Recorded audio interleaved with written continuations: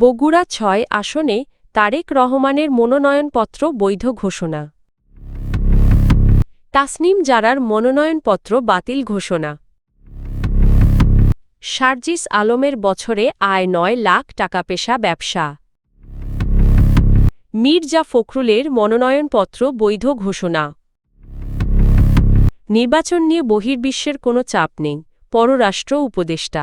বগুড়া ৬ সদর আসনে বিএনপির ভারপ্রাপ্ত চেয়ারম্যান তারেক রহমানের মনোনয়নপত্র বৈধ ঘোষণা করা হয়েছে।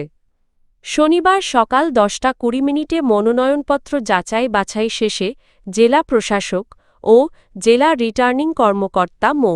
তৌফিকুর রহমান এ ঘোষণা দেন।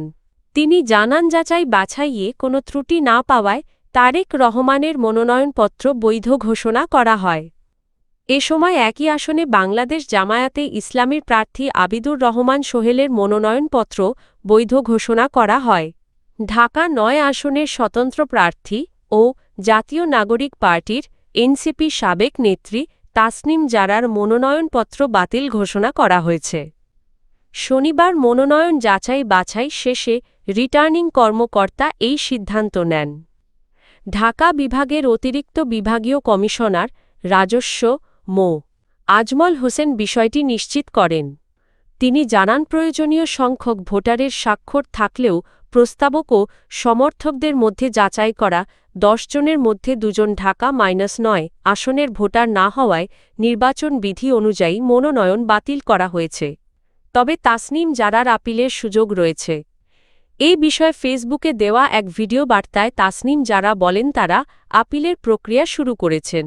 তাঁর দাবি, সংশ্লিষ্ট ২ ভোটার নিজেদের ঢাকা-৯ আসনের ভোটার বলে জানতেন এবং বিভ্রান্তির সুযোগ নির্বাচন কমিশনের ডাটাবেজ থেকেই তৈরি হয়েছে।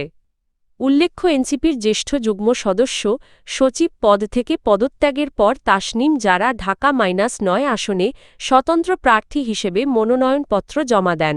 পঞ্চগড় ১ সদর তেঁতুলিয়া আটোয়ারী আসনে জাতীয় নাগরিক পার্টির এনসিপি প্রার্থী মো.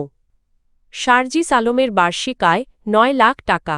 অন্যদিকে বিএনপির প্রার্থী মোহাম্মদ নওশাদ জমিরের বার্ষিক আয় প্রায় ৪৫ লাখ টাকা।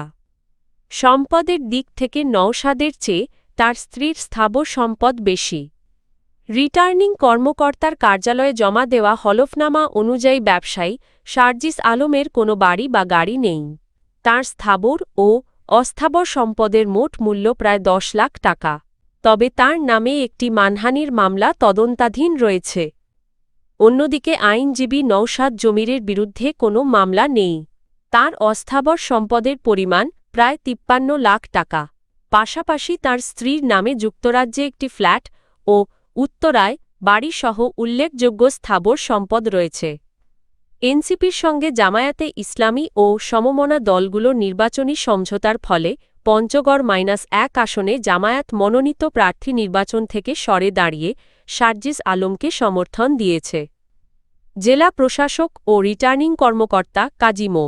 সায়েমুজ্জামান জানান, মনোনয়ন যাচাই বাছাইয়ে পঞ্চগড় ১ আসনে একজন প্রার্থীর মনোনয়ন বাতিল হয়েছে।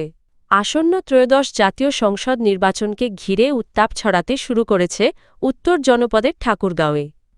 শনিবার সকালে জেলা রিটার্নিং কর্মকর্তার কার্যালয়ে মনোনয়ন যাচাই বাছাই শেষে বিএনপি মহাসচিব মির্জা ফখরুল ইসলাম আলমগীরের মনোনয়নপত্র বৈধ ঘোষণা করা হয়েছে। রিটার্নিং কর্মকর্তা ইশরাত ফারজানা এই ঘোষণা দেন। একই সঙ্গে ঠাকুরগাঁও ১ আসনে জামায়াত মনোনীত প্রার্থী ছাত্র শিবিরের সাবেক সভাপতি দেলাওয়ার হোসেন এবং ইসলামী আন্দোলনের প্রার্থী খাদেমুল ইসলামের মনোনয়নপত্র বৈধ ঘোষণা করা হয়। ফলে এই আসনে ত্রিমুখী বা বহুমুখী লড়াইয়ের সম্ভাবনা তৈরি হয়েছে।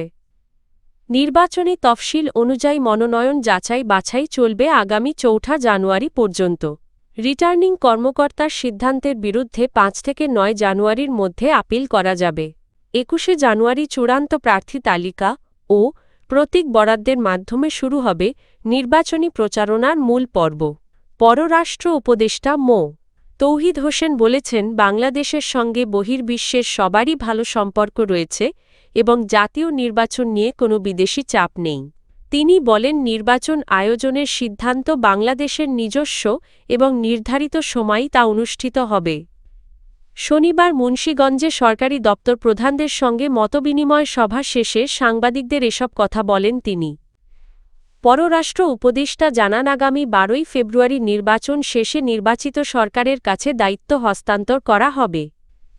ওসমান হাদি হত্যাকাণ্ডে জড়িতদের দেশে ফেরত আনার প্রসঙ্গে তিনি বলেন বিষয়টি গুরুত্বের সঙ্গে দেখা হচ্ছে।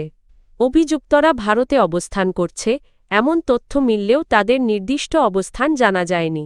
অবস্থান নিশ্চিত হলে সংশ্লিষ্ট দেশের সঙ্গে যোগাযোগ করা হবে বলেও জানান তিনি।